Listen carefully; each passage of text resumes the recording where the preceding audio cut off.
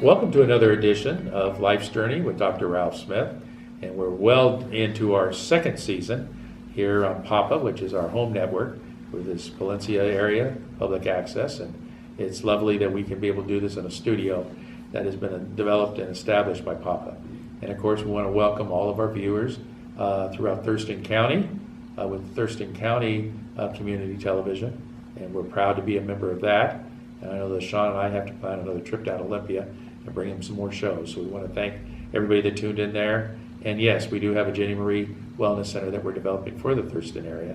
So as soon as we get that done, we'll answer that. But for those folks out there, and Lucy in the closing credits, if you need our help, just give us a call and we'll get someone down there to help you out. And of course, we're thrilled to death about our latest edition, which is thanks to Jess Smith, who is our company president. We're now in Southwest Idaho. And boy, we're in Southwest Idaho in a big way. We cover most of Southwest Idaho, including the Boise, Napa, Caldwell area. We're up in the mountains. And we're up in Owyhee County. We're all over there. And Cable One now has brought an additional 100,000 households to our network. So right now, we've got 150,000 households that we access, let alone our worldwide audience. And we know a lot of you people go to our website, which of course is jennymwellness.com, and you simply click Life's Journey, and you can watch all of our shows from the very beginning. And we appreciate all those worldwide folks, and I especially get thrilled like when I was doing our radio shows, that when we used to get calls from all over the West United States. It just thrills me with the advance of technology, because we did our West Coast edition of the radio show, Northwest Live Tonight, and that covered the entire Western United States. But that was back in 1999 and 2000. And boy, has the technology improved since then. So that's why we switched to television. And community television and public access is really the new thing that is just going wild throughout the country. And we're honored to be part of that. And don't hesitate to send us an email or to communicate with us via our website. Well, let's talk about what we're doing in this episode. This episode's titled Final Journey. And that's exactly what we're going to talk about in this segment. And again, if you saw our voluntary life termination show, I really appreciate that. If we save one person out there who tunes in and watches the show, I'm going to consider that show a huge success. But now we're moving forward and we're talking about your final journey. And a lot of people get faced with this and it kind of rushes up on you without knowing, that it's right there. I'm getting ready to celebrate my 65th birthday. I even have trouble saying it. It makes me feel so old. But I'll be 65 on December 9th of this year of 2018. And my gosh, what a wonderful and blessed life I've had, and a lot of wonderful things in life that I have been able to accomplish. But when you get to this age, or you face some type of either incurable disease, and I got 4 of them, so I know what I'm talking about in this, or a terminal disease, you start thinking about the issues. What am I going to do in my final life journey that I have with the time that the Lord's given me to be on this earth? And one of the big responsibilities, and what we're going to talk about today, is that you don't want to burden someone in the family, whether it be kids, a wife, mom or dad, if you happen to be blessed enough to have a mom and dad that's lived that long, if you're older like I am, and I'm not in that situation anymore, unfortunately. Mine have both taken the express upstairs. I miss them every day. I really do.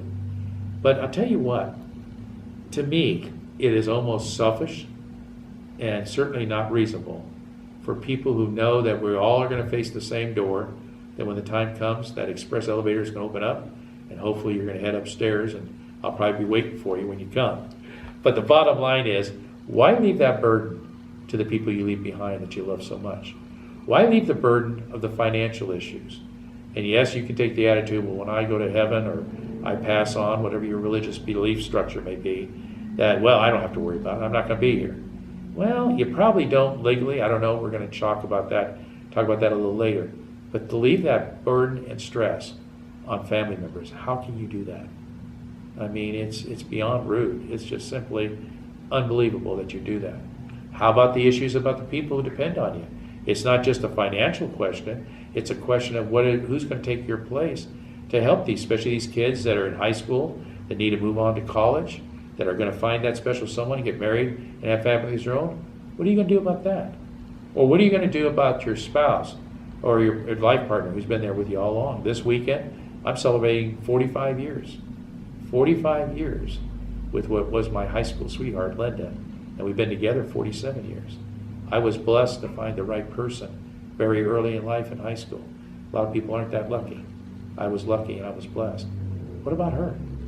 Even though she'll inherit all the issues of this company and all that it brings with it, but the bottom line is, that's why I built an organization. And I didn't want her to have to worry about the company or worry about these things, because I want her to live a long, happy life. So you got to stop thinking about yourself, and you got to start thinking about other people and the impact that has. Now, some of us, through the work of the Lord or God, whatever religious belief structure you have, may be taken suddenly. It could be an airplane crash. It could be an automobile accident. It could be a lot of different things, or get hit with a disease like pancreatic cancer, that by the time you find out about it, 2 months later, they're putting you in the ground. There are certain things, and we don't know why these things happen, and certainly people that are smarter than me can perhaps give an explanation. You can't really prepare for that other than having a will, which we'll discuss in a minute. But it's kind of hard to plan for something.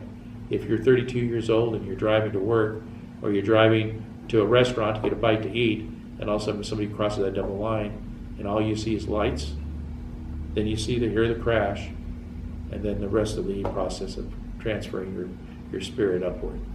So there are a lot of areas to deal with. Now, I don't want the people who are viewing this program to think this is a negative. This definitely is not a program that we have to say, no, if you're 13 years old, you shouldn't watch it. It's something that you've got to do. And if it takes that 13-year-old son or daughter to say, Mom, Dad, what's going to happen if something happens to you guys? And believe me, these kids are smarter all the time. You need to have an answer for that. So what we're going to talk about in this segment, and I think you'll need to review it constantly with family members and maybe see it 2 or 3 times for the message to kick in.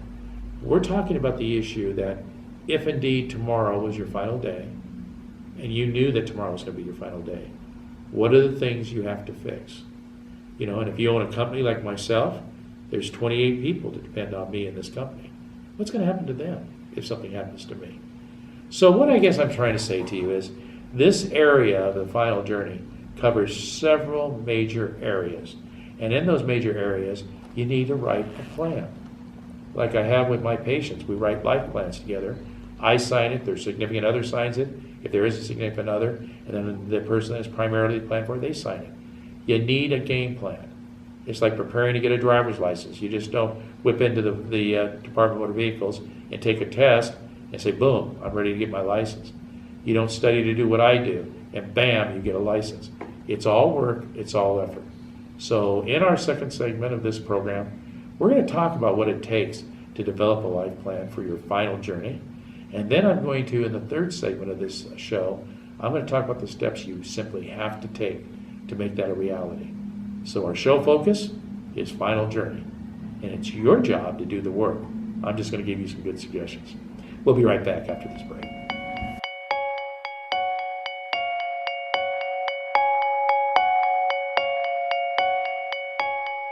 Welcome back to this segment of Life's Journeys with Dr. Ralph Smith, and our focus on this particular program is life's final journey.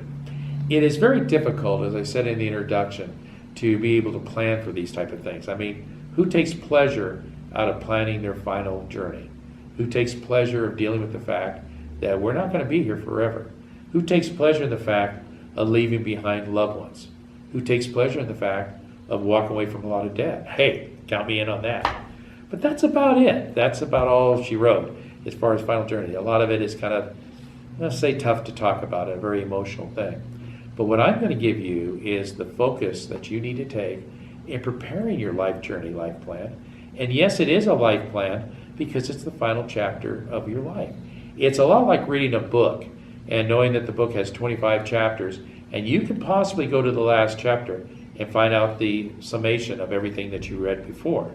And to me, there are people that do that. There are people that I know that'll read a book backwards and read the chapters building back to the introduction. That's not how I roll, but a lot of people do that.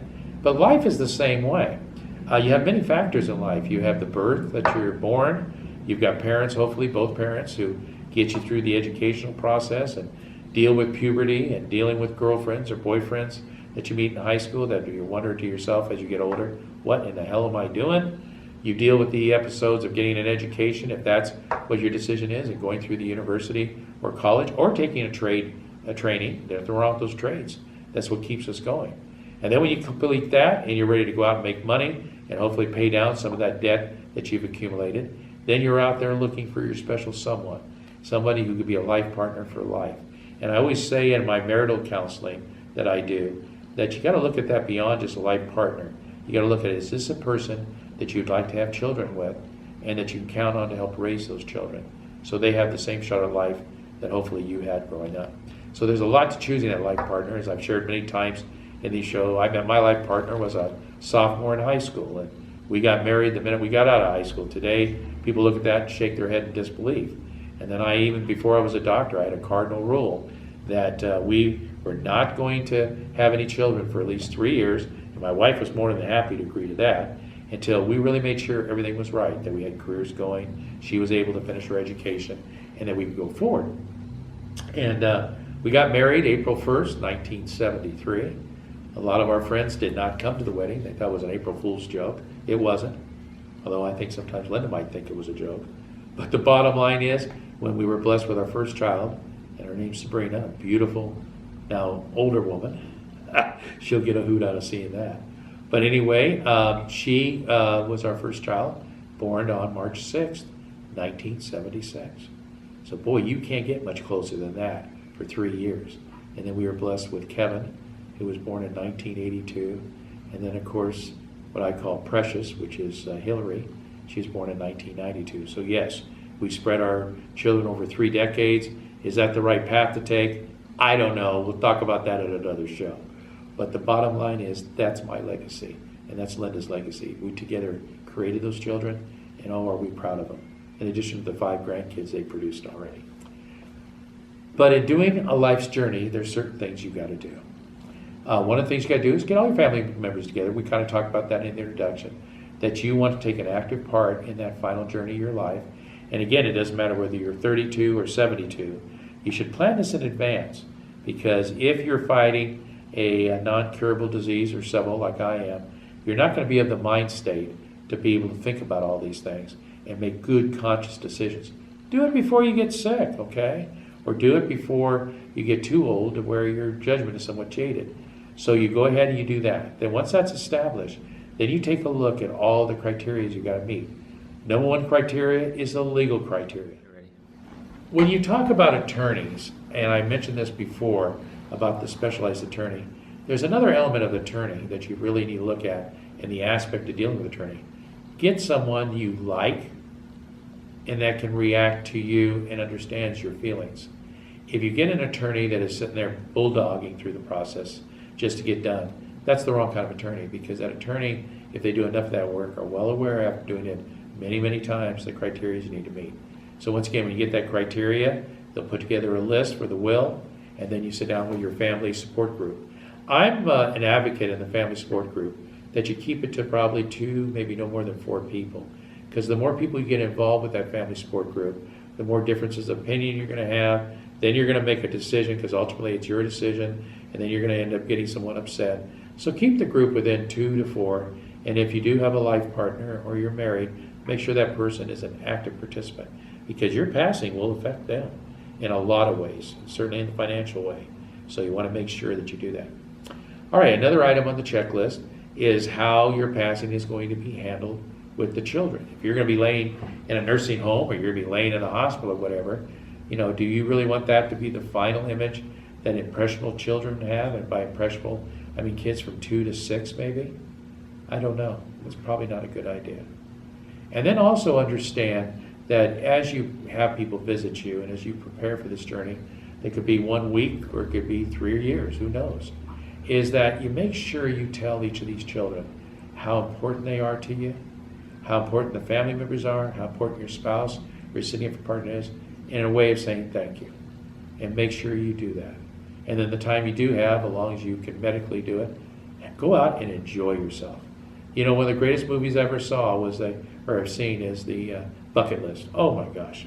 I've watched that film so many times, I should have bought it, instead of renting it. And of course now I have access with my entertainment center to whatever movie I want to watch. I'm kind of spoiled. But the bottom line is, what a great show. And it wasn't just the adventures that the 2 gentlemen went through. I'm not going to ruin it for you.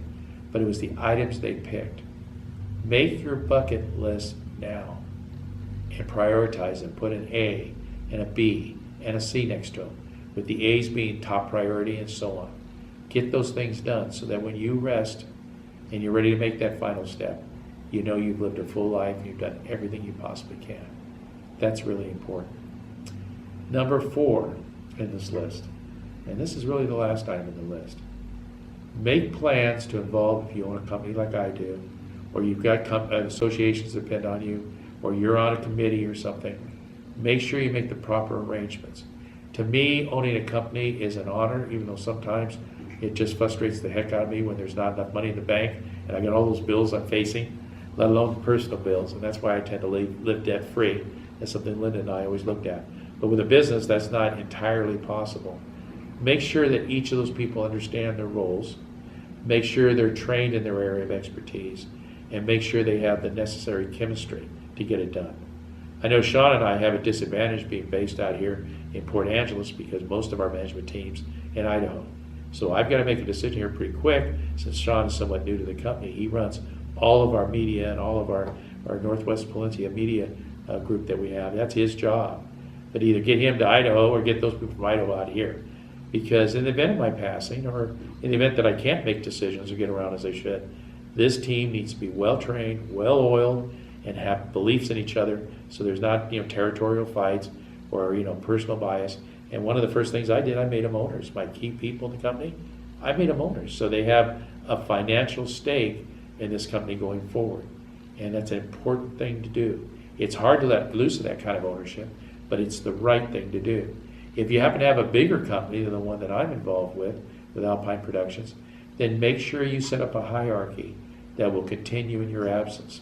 Because chances are, if you get afflicted with some type of disease, you're going to spend a good amount of time in the hospitals or nursing homes or whatever, and you're not going to be in a position to make good, sound decisions when they've got you medicated like they will. So make sure that you have the right team in place so that in the passing of your life and going to that next level, that those things are taken care of, because chances are your family is counting on the income from that area, and you've got, in my case, 28 people, but in a lot of cases more than that depend on it. And I can't tell you how often I've witnessed companies that failed, went out of business because of the what I call internal fights of control and authority, and they just brought the whole company down. And wouldn't that be horrible to be on that next level of looking down and then seeing that something you built, something you supported your family in, something that helped pay for the education of your kids and obviously affected those kids going forward with grandkids, see that fail because you built it all around yourself? To me, that's kind of selfish and very controlling. So that's something you got to do. And then on this checklist, the last and final item is your significant other. One of the hardest parts about passing, and when I went through this, when I had that stroke in 2015, and my mind was running wild, figuring, okay, what's going to happen? Am I going to live? Am I going to die? What's going to happen? I'm going to miss the kids and the grandkids and Linda and all this. And it really caused my heart rate to race tremendously. And then finally, when they put that mask over my head, they kind of put some things in there that made me stop thinking. I wish they could have done the same thing in the MRI tube when they put me in there, which, by the way, I barely fit in. And for those people who know me well, they'll understand that explanation. But the most important thing, even though I listed it, is item 4 on this checklist, is your significant other. You have a moral, financial, but more important, a love relationship with that person. And I don't care whether you've been with them for 45, 47 years, like I had with Linda, or you've just found this person in your life for the last 2 years. It doesn't matter the length of time. But after you've taken care of your business, your kids, you take care of your legal responsibilities with the use of an outstanding attorney, after you've done all that, you've got to take that quiet time. And I love La Push, Washington. If you haven't stayed out at that resort that the tribe has up there, boy, look it up. It's just amazing. But take that trip, go somewhere where nobody can bother you, turn off the dang cell phone, don't bring your laptop, your tablet, all that crap that distracts you. You take that special loved one in your arms and you say, honey, what is it that you want to do once I move to that next level? Now, if that person has a sense of humor like Linda, she'll say, well, how do you know I'm not going to go first? So you just ignore that. I've done that. I've ignored a lot. over the 47 years. And you say, no, I'm serious. I want this next step of the journey so that we're ready and prepared. And if that stroke had taken me out, I'm not really sure that back in 2015, I was really able to get the things that I needed. What is it that you need from me? What else is there that you'd like to do? And what can I do to make it easier on you? Because she lost her father at a very young age, and she recently lost her mother, who lived in her 90s. And then she's watched me go through it, losing my parents. And I don't think people understand the impact of that. You can read all the books you want. You can say, oh, my eldest son will pick it up, or my oldest daughter will pick it up, and maybe they will. But what is more important than make sure your life partner who is there for you, and I don't care what your orientation is, by the way, I'm talking about your life partner, is there for you. You have that conversation. You most likely won't bring it up again because it's kind of a negative thing perhaps in some people's minds. But leaving that person fully equipped to move forward. So as you go up to that upper level, you can look forward to their arrival and not have that person shaking their finger in your face and say to you all the things you forgot. It's your duty. It's the final chapter of your life. It's your responsibility. And if you don't do that, then you're being indeed selfish. So that's my advice to you. Kind of throwing this out here. And then in the summary, we'll go through the checklist again. And make sure you have a piece of paper and a pen, or find that significant other and those family members, and you can watch the show over and over again. After all, it's free, so you don't have to worry about that. If you have any questions on this subject or anything else, you can do a Google search on Dr. Ralph Smith. That's spelled R-A-L-P-H. And of course, you know how to spell Smith. I share that name with a lot of people. Or better yet, you can go ahead and Google search Ginny Marie Wellness, and make sure you spell Ginny as G-I-N-N-Y, Marie Wellness Centers. And then you'll see that pop up on Google or any of your search vehicles that you use. And you can get information there and click us and get onto our website. And please use that information. We have our phone number and email address all over that site. So if there's anything we do to help you, feel free to give us a call. We're here to serve you. And once again, as I've mentioned before in previous shows, we do all these good deeds and good works. It's not about the money. Yeah, we got to make money and pay bills and pay our staff and things like that. It's about the memory of Ginny Marie Wellness Center. It's all based on Ginny Marie Smith, who was an incredible mother, who passed many years before she should have, but was there for me from the time I was a little boy until I got older, and she'd listen to those talk shows and call me at 12:15 in the morning and yell at me about I should have done this or I should have done that. I miss her. She will always be my best friend, and I look forward to seeing her again. Once again, thank you for tuning into this program. I hope you learn a lot, and stay tuned for the final segment, which gives you the actual walking papers to walk through all this and get the job done. We appreciate the fact you tuned in today. You take care of yourself. Stay tuned for our final segment. Bye-bye.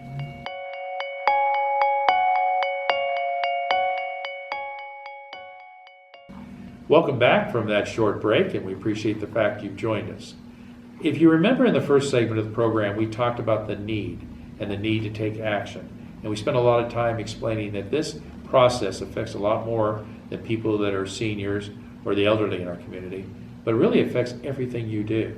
And a lot of people feel that by writing a will, no matter what age you may be, that that's not enough to handle it. Well, legally that may be true. But the thing about this, you've got to make your family members a partner in this. And there are a lot more efforts involved in this than simply just making a will. Many people die without a will. And boy, what a mess you create then. And while you're looking down and watching all that going on, there's not a thing you can do to help it. So let's go through a checklist on our life points.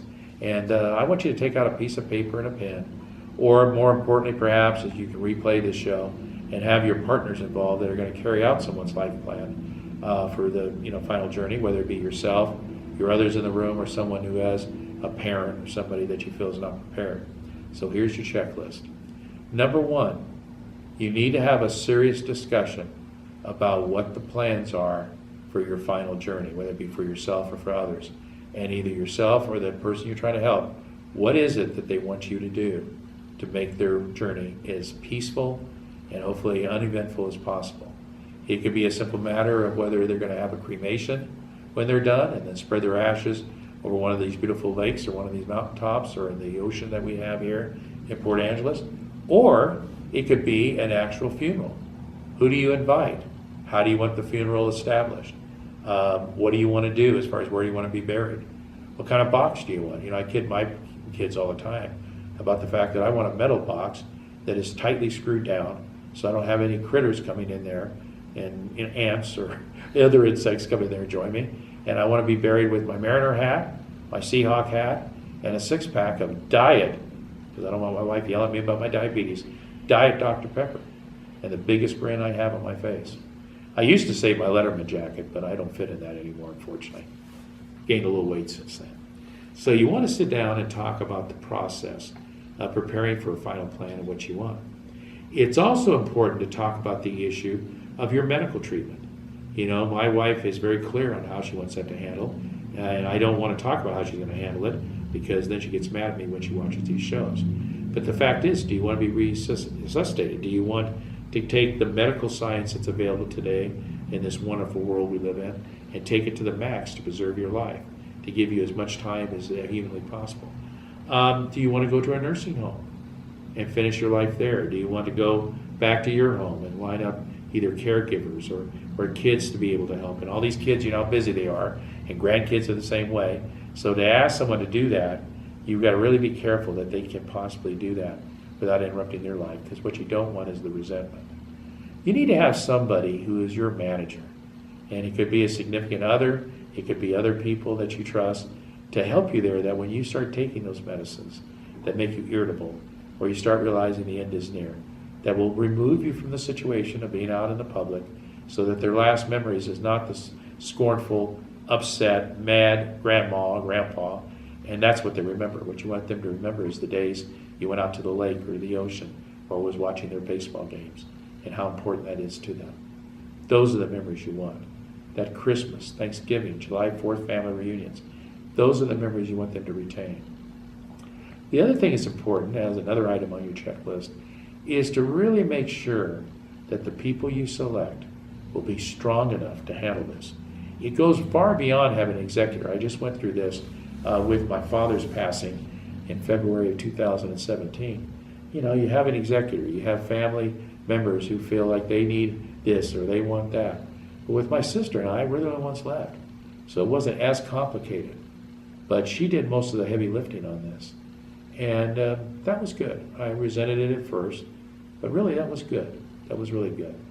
Because she did spend a lot of time with Dad, and even though I took care of him too, after I suffered my stroke, I had to really pull back from that. And she stepped up and did the things she felt were right. I didn't agree with all of them, but I respected the fact that it was her responsibility to take that leadership role. So that when it came down for Dad's passing, and as he continued to deteriorate, everything was handled for him. Although I can always remember him saying, I have to do everything by myself. Well, okay. He's former military. That's the way he rolls. But the bottom line is, you got to have that taken care of. And the last thing I'm going to put on this checklist, and it may seem a little bizarre to you, but I want you to be open-minded, because I know some of my ideas may seem like they're out of the box. But I'm a firm believer that whether that casket's sitting there, or the urn is sitting there, and the ashes that are inside that urn before they're delivered to that favorite mountaintop, or the ocean, or the favorite lake, or wherever you're going to take those ashes, that you have a life celebration. And by life celebration, and I'm sorry to get emotional about this, but a life celebration is really a matter of spending time with loved ones and dealing with all the wonderful things that this person that is departed has done. Joke about it, laugh about it, maybe pull out that old film where that person thought they were a great singer and they're a horrible singer. And whatever the case might be, reflecting, yes, there'll be tears and there'll be sadness, but it's a lasting impression of everything that person contributes. I've already designed what my headstone's going to look at, and I keep telling my kids and my wife I do not want to be a crispy critter. I don't have anything against cremation. I know it's cheaper, but I want to make sure that I'm somewhat preserved as far as you can be. But I always wanted on my headstone to be really simple. Ralph L. Smith, forget the doctor, forget all the other crap, but Ralph L. Smith, my date I was born, the date I died, and say, my legacy is my children, and listing their 3 names. And then at the bottom of that, my soul partner is Linda. And that's the final tribute that I can make, and hopefully my kids will follow through on this, that no matter who comes and visits me, grandkids that I maybe never had a chance to meet because of my passing, or great-grandkids, or someone just wandering around in that graveyard and wants to just looking around at different people's headstones to see that. Because the fact of the matter is, when it's all said and done, I don't care how successful you've been, I don't care how much money you have, it comes down to your legacy. And quite frankly, a legacy is very simple to explain. What have you done for folks, not only family members, but what have you done for folks that left something in the earth that they didn't have before you were born? And your legacy going forward is your children, of carrying the lessons that you've taught them, the values that you've given them, both moral and life values, that they carry that legacy forward and they teach their kids. So that constantly rolls forward. That's your legacy. And that's what you want to leave behind. So whether you believe in heaven or not, I'm not judging you on your spiritual beliefs, but if you do, and you're looking down from up there with all the clouds and the bright white lights, that you can see your legacy being continued in your absence. That is the ultimate compliment. And the only way you're going to get that accomplished is to prepare the plans for your final journey. It's nothing to fear. When you move on, and again, based on your religious beliefs, where you end up, but when you move on, you're done. Your pain is through, diseases are through, no more visa bills to worry about, no more rents to make, no more dealing with kids that get pulled in during a wild party and having to bail them out of jail. All those things disappear. But the important ones are the folks left behind. So you need to put an emphasis on this final journey and the information I've shared with you in this program so that you can make it easier for the people you love and care so much that are left behind, so they can enjoy your passing as much as possible, whether it be that you suffered tremendous pain and now the pain's over, or whatever the reason may be. You've given them the reason to go forward and have pleasant memories of your final journey, which is the final chapter in your life. On behalf of Alpine Productions and the Jenny Marie Wellness Centers, I thank you for tuning into this program. Again, pay attention to the credits at the end. It gets all the information there that you need to contact us. And I want to again thank the people of Jenny Marie Wellness who do this job day in and day out. And of course, my good buddy Sean Bennett, who produces this film. And it's an honor to be involved with this project. And I hope you listen to this and you follow through.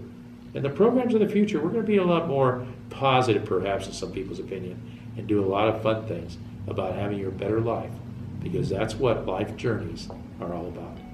Take care of one another, and God bless.